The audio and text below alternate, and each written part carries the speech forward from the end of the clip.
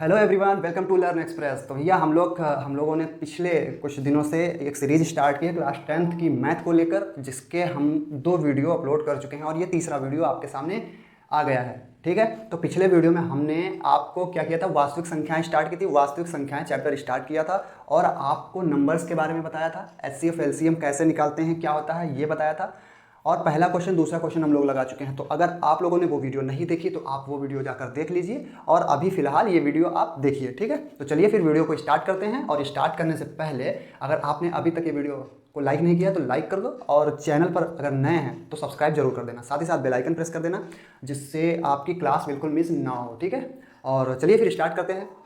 तो दोस्तों हमारे सामने जो क्वेश्चन है, क्वेश्चन नंबर 3 का फर्स्ट वाला क्वेश्चन है। 12, 15 और 21 ये 3 संख्याएं दी हैं। हमको क्या करना है, इनका एचसीएफ और एलसीएम निकालना है। आप लोग अपने सामने किताब आपके पास होगी तो आप बुक अपनी खोल के सामने रख लो। Question number 3 exercise 1.1 question number 3 का जो फर्स्ट क्वेश्चन है वो ये है। आप वहाँ पर अपनी किताब देखोगे, यहाँ पर सोल्यूशन देखोगे। ठीक है, कुछ तो काम कर लो। चलो, तो ये 12, 15 और 21 है, इसका हमें एचसीएफ एलसीएम निकालना है। हमने पिछली वीडियो में एचसीएफ क्या होता है, एलसीएम क्या होता है, सारी चीज़ें आपको क्लियर कराई थी, सारी चीज़ें आपको बताई थी, अच्छे से समझाई थी। तो चलो अभी फिलहाल इसको लगाते हैं। एचसीएफ और एलसीएम दोनों निकालना है। तो हमने बताया था आपको कि कौन सा मेथड लगाना है, तो वही वाला मेथड लगाएंगे। तो सबसे पहले हमें क्या निकालना है, एचसीएफ। तो इनके सबके फैक्टर करने हैं, सिंगल सिंगल अलग अलग। 12 का फैक्टर करेंगे सबसे पहले, सबसे छोटी अभाज्य संख्या से काटेंगे।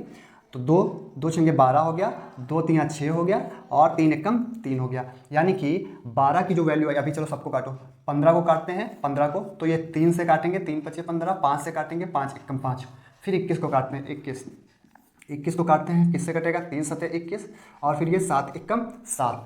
तो यहाँ पर हमारा जो आया 12 की वैल्यू क्या आई, 12 की वैल्यू आई 2 गुणे 2 गुणे 3। 15 की वैल्यू जो आई 3 गुणे 5। 21 की जो वैल्यू आई 3 गुणे 7। तो हम सबसे पहले क्या करेंगे, एचसीएफ निकालेंगे। एचसीएफ क्या मैंने बताया था, याद है पिछली वीडियो में मैंने क्या बताया था कि भूल गए, याद रखना। चलो, एचसीएफ मैंने बताया था कि जो दी गई संख्याएं हैं उनके जो फैक्टर हैं उसमें कॉमन जो है, क्या कॉमन है, इसमें कॉमन क्या है, इसमें भी 3 है, इसमें भी 3 है, इसमें भी 3 है, देखो है ना, ये देखो 3 3 सब में है, तो सब में 3 है, इसका मतलब एचसीएफ जो होगा हमारा वो 3 होगा। ये जो संख्याएं दी गई हैं इनका एचसीएफ क्या होगा, 3 होगा। अब हम निकालते हैं एलसीएम। ये देखो पहला आंसर हो गया, एचसीएफ निकालना था, हमने 3 निकाल दिया। अभी निकालना है हमको एलसीएम।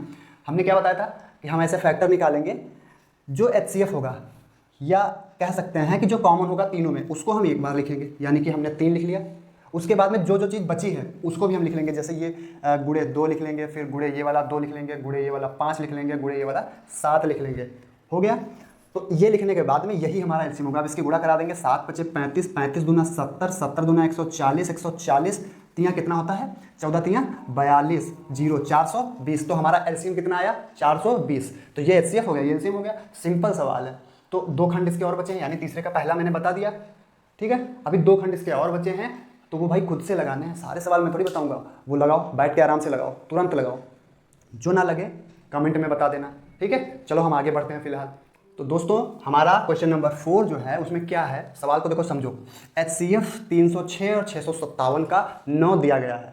आपके सामने किताब होगी, सवाल पढ़ो। एचसीएफ 306 और 657 का कितना दिया गया है, 9। 2 संख्याएं, ये 2 संख्याएं हैं, इनका एचसीएफ 9 दिया गया है। अभी हमको इनका एलसीएम निकालना है। तो हमने क्या एक फार्मूला भी बताया था पिछले वीडियो में, क्या फार्मूला बताया था, एचसीएफ गुणे एलसीएम। चलो सबसे पहले क्या करते हैं, हम यहाँ पर लिखते हैं कि पहली संख्या, देखो लिख लेते हैं सही से।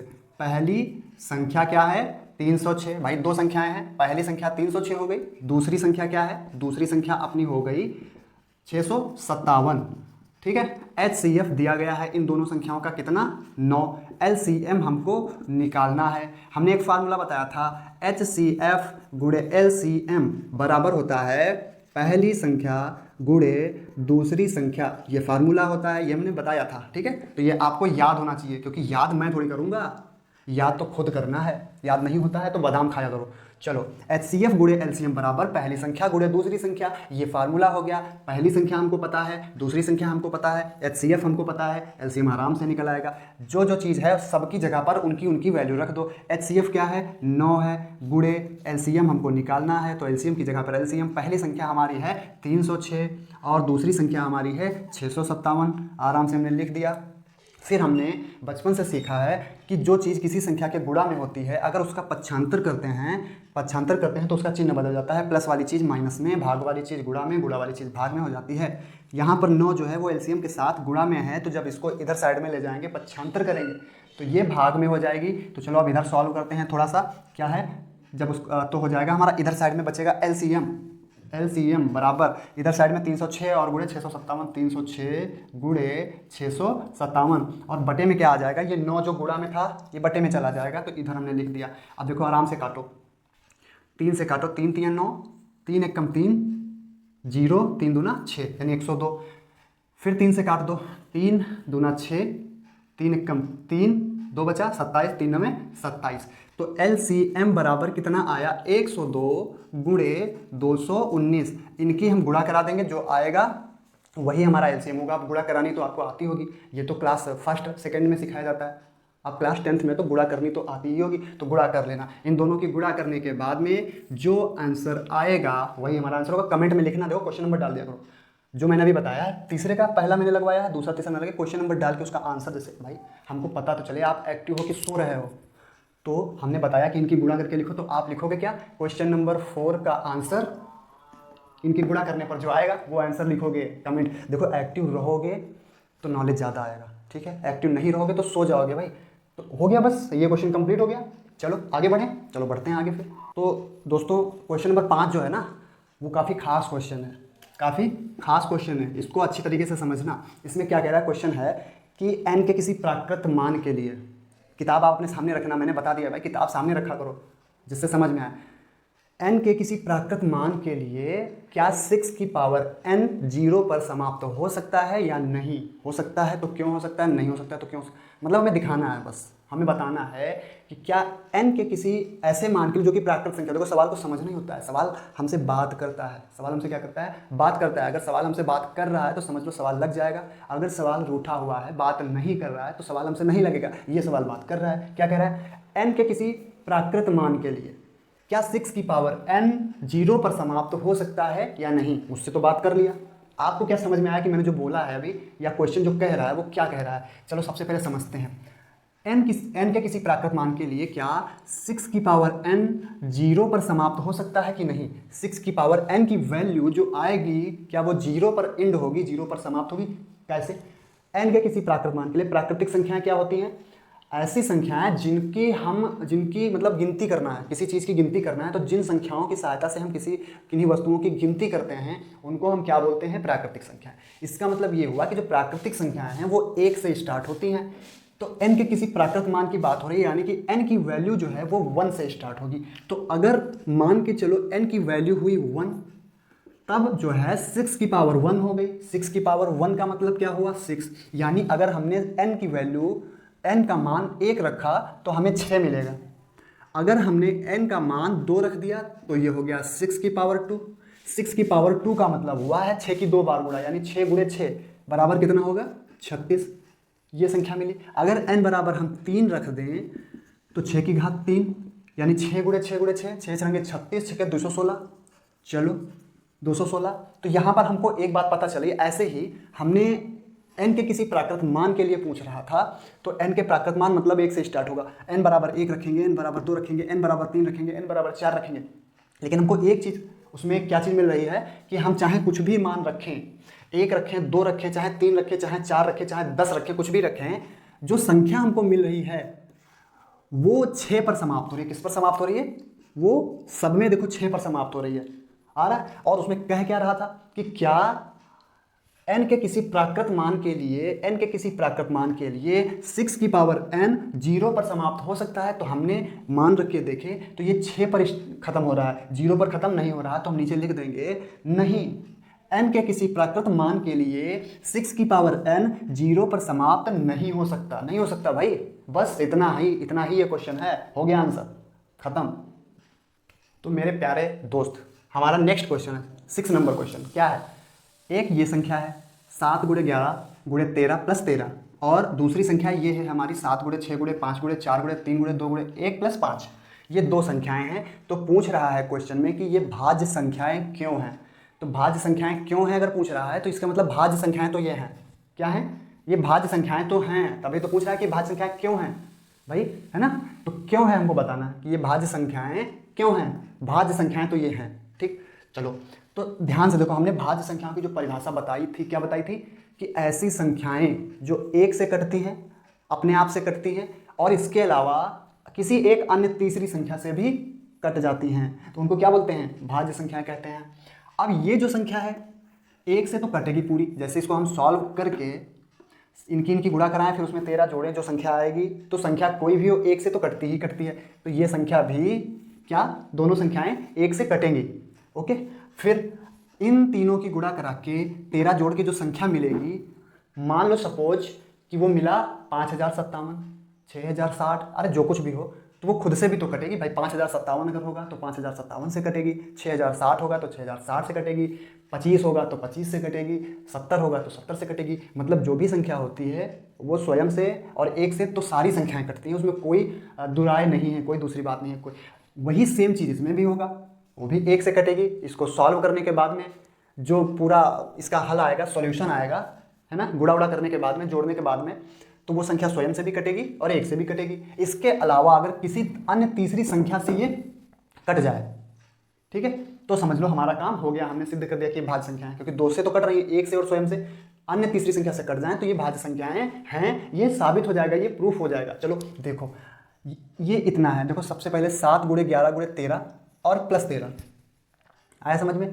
तो इन दोनों में अगर हम कॉमन लें, पहली संख्या में अगर हम कॉमन लेते हैं तो आएगा 13, ठीक है, 13 कॉमन ले लेंगे तो बचेगा क्या हमारा, 7 × 11, अंदर बचेगा 7 × 11 यानी कि 11 × 7 = 77, और इधर प्लस में इधर क्या बचेगा, 1 हो गया। तो यहाँ से क्या हमको मिला, यहाँ से हमको क्या मिला, ये संख्या देखो 13 से विभाजित है। किससे विभाजित है, 13 से। भाई कोई संख्या का जो गुणांक होता है वो संख्या उससे तो विभाजित होती है। जैसे मान लो 13 है, ये 5 से क्या कट रहा है, नहीं कट रहा है, लेकिन अगर इसकी गुणा में हम 5 लगा दें तो ये जो पूरी संख्या होगी क्या 5 से कटेगी, बिल्कुल कटेगी भाई। 13 × 5 = 65, 5 से कट जाएगी। 7 है, क्या 5 से कट रहा है, नहीं कट रहा है, लेकिन अगर इसमें हम 5 से गुणा करा दें तो 5 × 7 = 35, 5 से कटेगा, हाँ कटेगा।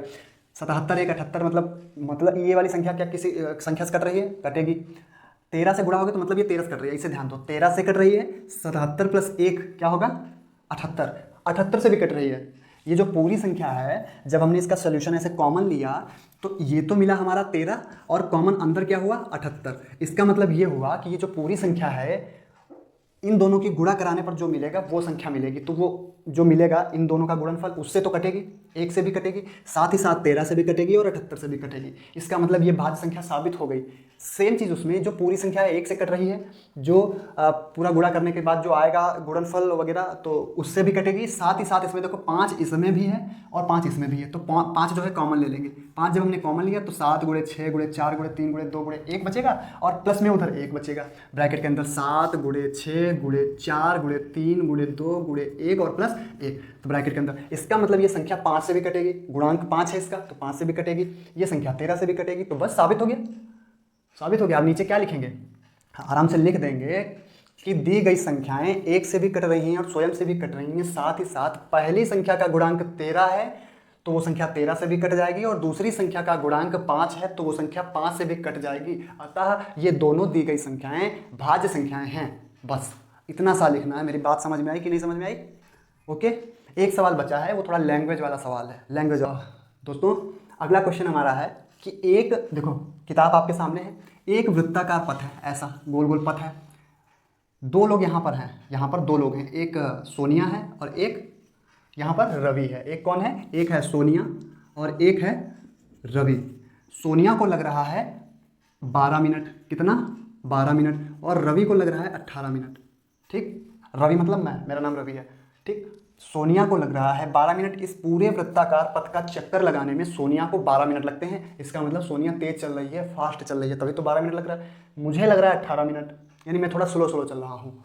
यानी सोनिया चलेगी ऐसे और मुझसे आगे निकल जाएगी, चक्कर लगाती रहेगी, फिर हमको क्या करेगी, हमको पकड़ लेगी बाद में। भाई वो जब तेज चल रही है तो वो चक्कर एक लगा देगी फटाफट, हमसे आगे निकल के फिर दूसरा लगा देगी।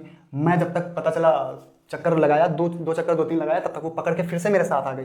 तो वही पूछ रहा है कि ये दोनों एक साथ यहाँ से चलना स्टार्ट किए, ये सोनिया अपनी स्पीड से, रवि अपनी स्पीड से, उसके बाद में पुनः ये दोनों एक साथ कब मिलेंगे, तो ऐसी सिचुएशन आए तो ध्यान से देखना, हमें इनका एलसीएम निकालना है। देखो भाई 12 मिनट में ध्यान दो, 12 और 18 मिनट एक चक्कर लगाने में लगते हैं। तो जब एक राउंड, ये समझो कि 18 मिनट से तो ज़्यादा ही लगेगा ना इनको मिलने में, ये दोनों वापस कब मिलेंगे, 18 मिनट में तो मिल नहीं पाएंगे, ज़्यादा मिलेंगे। तो ज़्यादा जब आ रहा है मतलब सिस्टम कि इनसे ज़्यादा मिनट लगेंगे, 18 मिनट से ज़्यादा मिनट लगेंगे। अब इनके गुणांक में लगेगा, 18 का जो गुणज होगा, जो इसका इसमें भी आएगा, वही हमारा क्या होगा, एलसीएम होगा। और वही ऐसा टाइम होगा जिस टाइम पर वो मिलेंगे। तो 12 और 18 का अगर हमें एलसीएम निकालें तो कितना आएगा, 12 और 18 का अगर हम एलसीएम निकालें तो 2 से काटेंगे, 2 छंगे 12, 2 9 18, 2 से काटेंगे, 2 3 6, 9 कटेगा नहीं, 3 से काटेंगे, 3 कम 3, 3 3 9, फिर 3 से काट देंगे। तो हमारा 2 गुणे 2 गुणे 3 गुणे 3, 2 दूना 4, 4 3 12, 12 3 36, यानी कि एलसीएम हमारा आया 36 मिनट।